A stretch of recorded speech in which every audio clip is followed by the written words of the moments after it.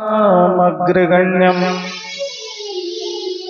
सकल गुण निधानम वानराणामधीशम् रघुपति प्रिय भक्तम वात जातम नमामि। नारायणं नमस्कृत्यं नरं चैव नरोत्तमं देवीं सरस्वतीं व्यासं ततो जयमुदीरयेत्।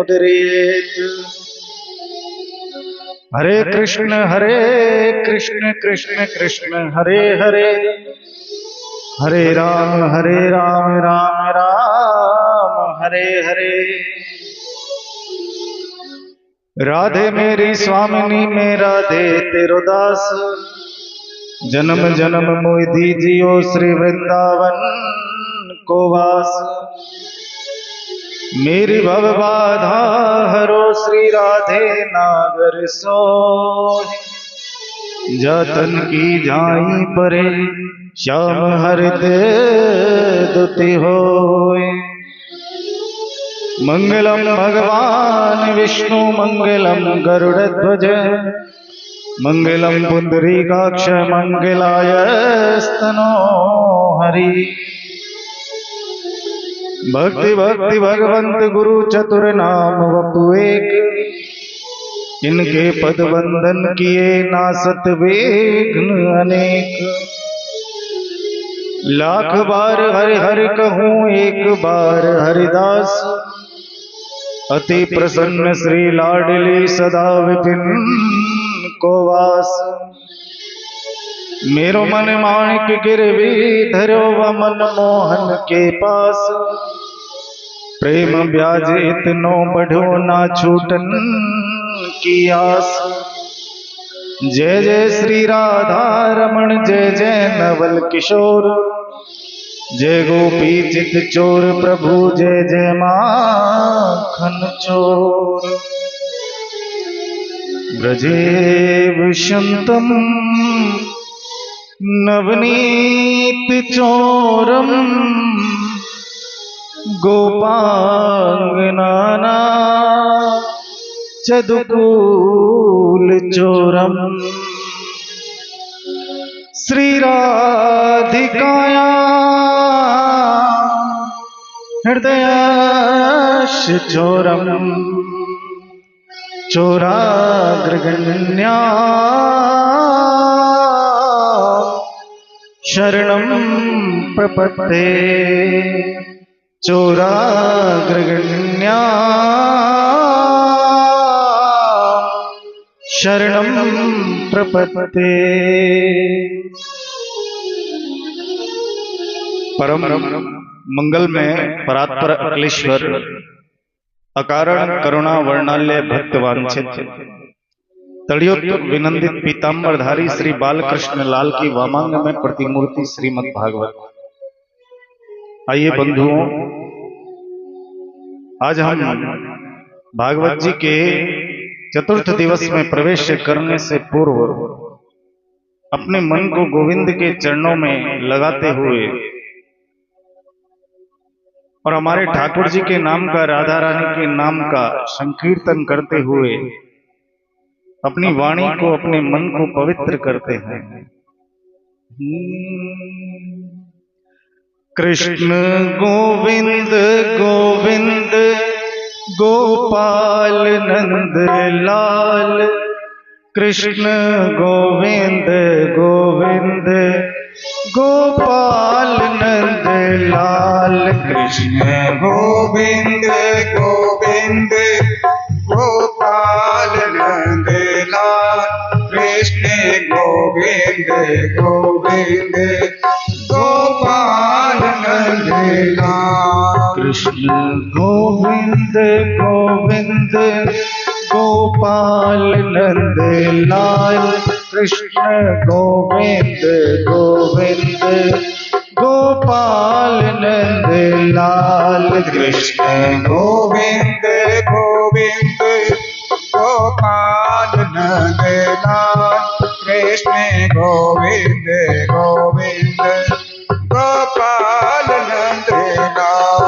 कृष्ण गोविंद गोविंद गोपाल गोपाल नंद लाल कृष्ण गोविंद गोविंद गोपाल नंद लाल कृष्ण गोविंद गोविंद सभी गाइए बड़े भाव से। नंद लाल कृष्ण गोविंद गोविंद गोपाल नंद लाल। हे गोपाल नंद लाल हे गोपाल नंद लाल गोपाल नंद लाल हे गोपाल नंद लाल हे गोपाल नंद लाल हे गोपाल नंद लाल गोपाल नंद लाल हे गोपाल नंद लाल। हे गोपाल नंद लाल हे गोपाल नंद लाल गोपाल नंद लाल हे गोपाल नंद लाल हे गोपाल नंद लाल हे गोपाल नंद लाल गोपाल नंद लाल हे गोपाल नंद लाल। कृष्ण गोविंद गोविंद गोपाल नंद लाल कृष्ण गोविंद गोविंद गोपाल नंद लाल कृष्ण गोविंद गोविंद गोपाल नंद लाल कृष्ण गोविंद गोविंद हे गोपाल नंद लाल। राधे गोविंद गोविंद गोपाल नंद लाल राधे गोविंद गोविंद गोपाल नंद लाल राधे गोविंद गोविंद गोपाल नंद लाल राधे गोविंद गोविंद गोपाल नंद लाल।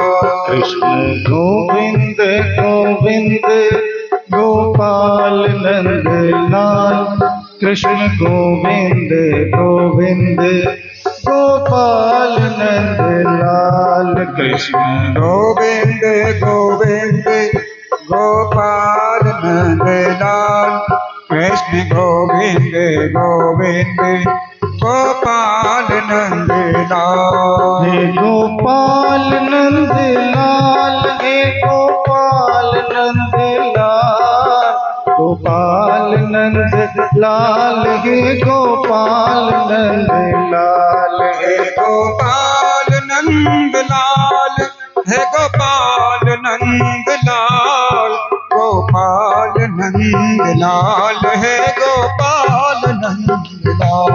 हे गोपाल नंद लाल हे गोपाल नंद लाल गोपाल नंद लाल हे गोपाल नंद लाल हे गोपाल नंद लाल हे गोपाल नंद लाल गोपाल नंद लाल हे गोपाल नंद लाल। कृष्ण गोविंद गोविंद गोपाल नंद लाल कृष्ण गोविंद गोविंद गोपाल नंद लाल कृष्ण गोविंद गोविंद गोपाल नंद लाल कृष्ण गोविंद गोविंद गोपाल नंद लाल। कृष्ण गोविंद गोविंद गोपाल नंद लाल कृष्ण गोविंद गोविंद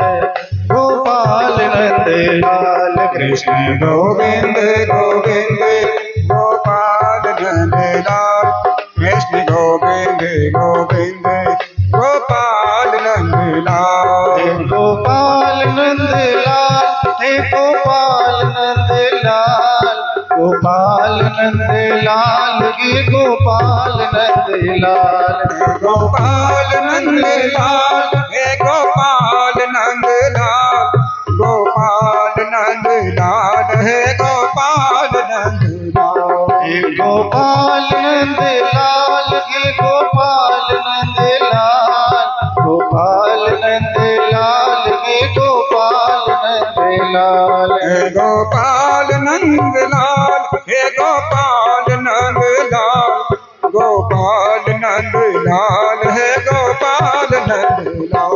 कृष्ण गोविंद गोविंद गोपाल नंद लाल, कृष्ण गोविंद गोविंद गोपाल नंद लाल, कृष्ण गोविंद गोविंद गोपाल नंद लाल, कृष्ण गोविंद गोविंद गोपाल नंद लाल। हे गोपाल नंद लाल, हे गोपाल नंद लाल, गोपाल नंद लाल, हे गोपाल नंद लाल, हे गोपाल नंद लाल, हे गोपाल नंद लाल, हे गोपाल नंद लाल, हे गोपाल नंद लाल। कृष्ण गोविंद गोविंद गोपाल नंद लाल, कृष्ण गोविंद गोविंद गोपाल नंद लाल, कृष्ण गोविंद गोविंद गोपाल नंद लाल, कृष्ण गोविंद गोविंद गोपाल नंद लाल। कृष्ण गोविंद गोविंद गोपाल नंद लाल, कृष्ण गोविंद गोविंद गोपाल नंद लाल, कृष्ण गोविंद गोविंद गोपाल नंद लाल, कृष्ण गोविंद गोविंद गोपाल नंद लाल, कृष्ण गोविंद गोविंद गोपाल नंद लाल, कृष्ण गोविंद गोविंद गोपाल नंद लाल, कृष्ण गोविंद गोविंद गोपाल नंद लाल, कृष्ण गोविंद गोविंद गोपाल नंद लाल, कृष्ण गोविंद गोविंद गोपाल नंद लाल, कृष्ण गोविंद गोविंद गोपाल नंद लाल, हे गोपाल नंद लाल, हे गोपाल नंद लाल, गोविंद गोविंद गोपाल नंद लाल, गोविंद गोविंद हे गोपाल नंद लाल। कृष्ण गोविंद गोविंद गोपाल नंद लाल, कृष्ण गोविंद गोविंद।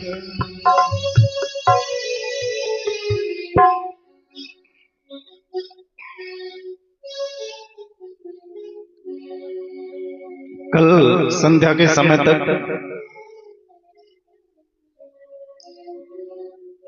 हमने राजा उत्तानपाद के वंश का वर्णन किया। राजा उत्तानपाद के वंश में ध्रुवजी महाराज का प्रादुर्भाव हुआ, जिन्होंने 5.5 वर्ष की अवस्था में भगवान को प्राप्त किया।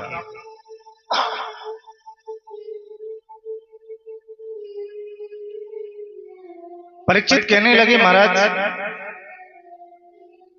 कि उत्तानपाद के बाद राजा प्रियव्रत का वंश आया, प्रियव्रत के वंश में क्या हुआ? आदरणीय सुखदेव जी कहते हैं, राजा प्रिय यानी होता है अच्छा, सुंदर, और व्रत यानी होता है संकल्प। जिस व्यक्ति ने अपने जीवन में सुंदर संकल्प लिया हो उसी को प्रियव्रत कहते हैं।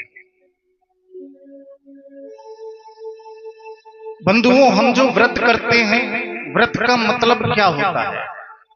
जो हम व्रत करते हैं ना, कि आज हम महाराज मंगलवार का व्रत कर रहे हैं, आज बुधवार का है, आज गुरुवार का है, जो भी हम व्रत करें, व्रत का मतलब भूखा रहना नहीं होता है बंधु। व्रत का मतलब होता है संकल्पित होना, कि आज हमारा मंगलवार का व्रत है तो आज मन में संकल्प लेते हैं कि आज पूरे दिन हनुमान जी महाराज को याद करेंगे, उनका गुणगान करेंगे, अधिक से अधिक सत्य बोलने का प्रयास करेंगे, अधिक से अधिक सेवा करने का प्रयत्न करेंगे। ऐसा संकल्प लेना चाहिए। व्रत का मतलब होता है संकल्पित होना, कि महाराज आज हमारा बुधवार का व्रत है तो आज तो हम पूरे दिन गणेश जी महाराज का गुणगान करेंगे, सबकी मदद करेंगे, सेवा करेंगे, और हमारे मन में कोई अन्यथा विचार ना आवे, कोई तामसी प्रवृत्ति ना आवे, इसके लिए हम कम आहार लेंगे, एक समय आहार लेंगे। क्योंकि भोजन करने के बाद आदमी में आलस आएगा, सोएगा, इसलिए व्रत में एक समय भोजन करते हैं।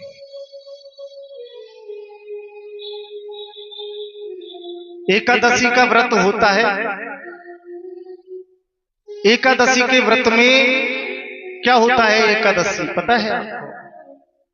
एकादशी के व्रत का मतलब होता है हमारे अंदर 5 ज्ञानेंद्रियां होती हैं, 5 कर्मेंद्रियां होती हैं, एक मन होता है। इन 11 चीजों को ठाकुर जी के चरणों में समर्पित करने का नाम ही एकादशी है। सबसे बड़ा व्रत बताया गया है। क्यों? क्योंकि एकादशी के दिन हम अपनी सारी इंद्रियों का मुख ठाकुर जी के चरणों की तरफ मोड़ दें, उसी को एकादशी कहा गया है। राजा प्रियव्रत ने मन में संकल्प लिया कि मैं संसार में अंधकार नहीं रहने दूंगा। भगवान सूर्य से उनकी ठन गई, सूर्य के समान उन्होंने दिव्य रथ को प्राप्त किया। प्रियव्रत के बेटा हुए अग्नित, अग्नित के बेटा हुए नाभि, और नाभि के बेटा हुए ऋषभ। 7 द्वीपों की पृथ्वी के सम्राट महात्मा ऋषभ देव, इनके 100 पुत्र हुए। हमारे जो जैन धर्म के लोग होते हैं ना, उनके प्रथम तीर्थंकर थे ऋषभ देव जी महाराज। इनके 100 पुत्र हुए, और इनके 100 पुत्रों में से सबसे बड़े पुत्र का नाम था भरत। एक दिन ऋषभ देव जी महाराज अपने समस्त पुत्रों को अपने पास बुलाया, और ऋषभ देव जी महाराज अपने पुत्रों से कहने लगे कि मैं एक बात कहना चाहता हूं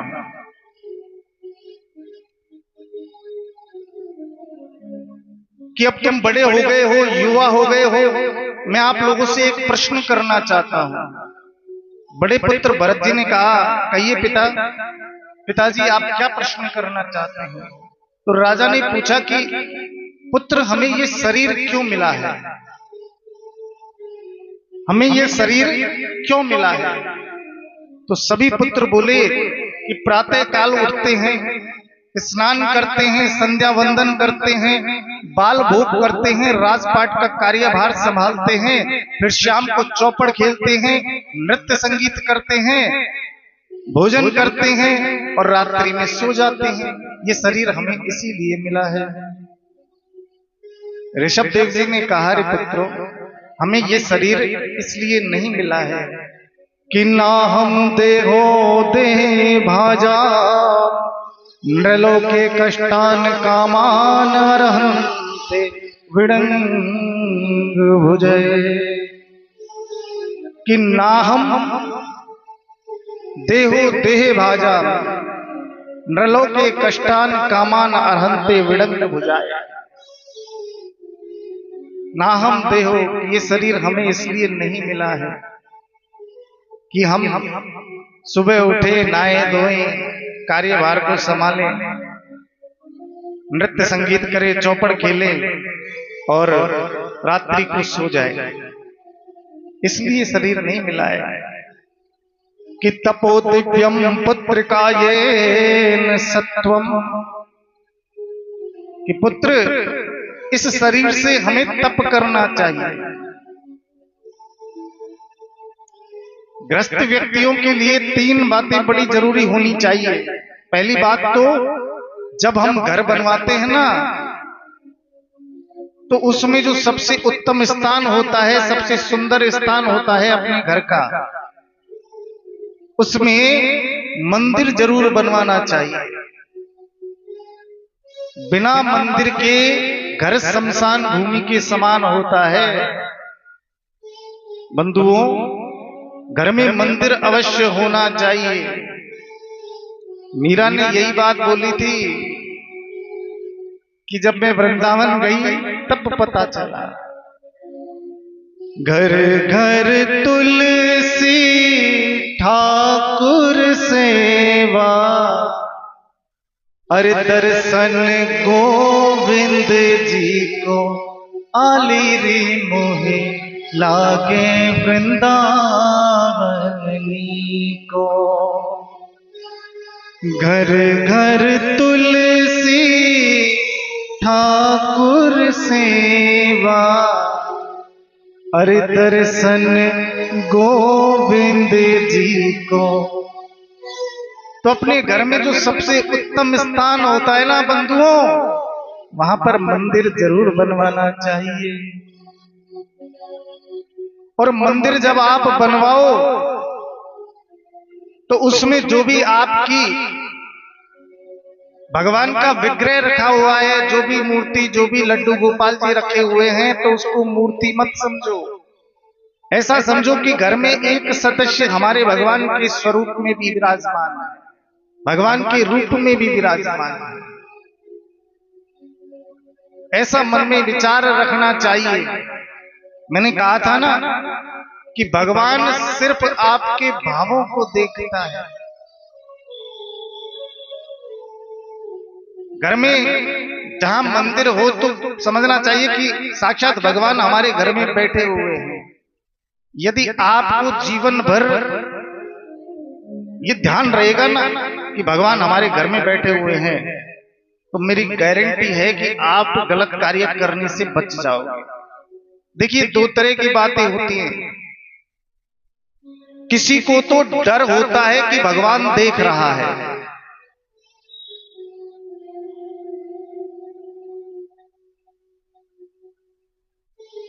किसी को तो डर होता है कि भगवान देख रहा है, और किसी को भरोसा होता है कि भगवान देख रहा है।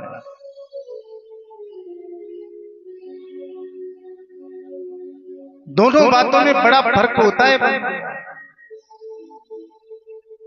जिसको भरोसा होता है ना, वो कभी भी गलत कार्य नहीं करता है, क्योंकि उसे भरोसा है कि मुझे पता है भगवान देख रहा है। जब मैं जाऊंगा तो मेरे कर्मों का हिसाब मांगेगा। किसी को डर होता है, वो गलत कार्य पे निकल जाता है, सिर्फ वो इसलिए कि डर रहा है, फिर भी डरते डरते कर ही जाएगा। इसलिए ये विश्वास रखो कि हमारे घर में साक्षात ठाकुर जी विराजमान हैं। बड़े भाव से उनकी सेवा करो। मैं आपको बताता हूं, ठाकुर जी के सामने बैठ करके बड़े भाव से कहना चाहिए, मैं तुमको शाम बुलाऊं, सादर घर में पधराऊं, नैनों से स्वागत गाऊं, नैनों से स्वागत गाऊं, सर बसते तुम्हें रिझाऊं, अखियन जल पैर धुलाऊं, प्रिय झूले तुम्हें झुलाऊं, अखियन जल पैर धुलाऊं, प्रिय झूले तुम्हें झुलाऊं, प्रेमामृत रस नहलाओ, प्रेमामृत रस नहलाओ, भोजन रस मधुर कराओ, ओ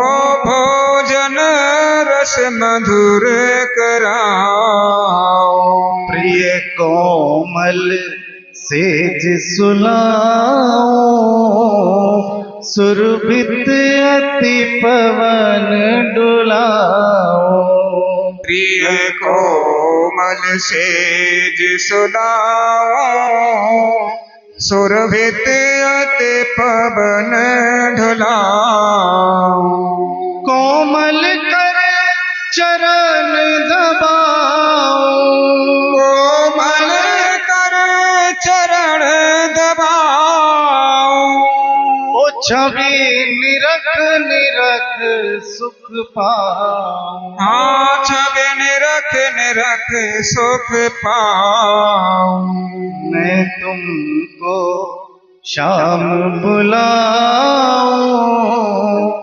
सादर घर में पधराओ। मैं तुमको श्याम बुलाऊं सादर घर में पधराऊं। बंधुओं,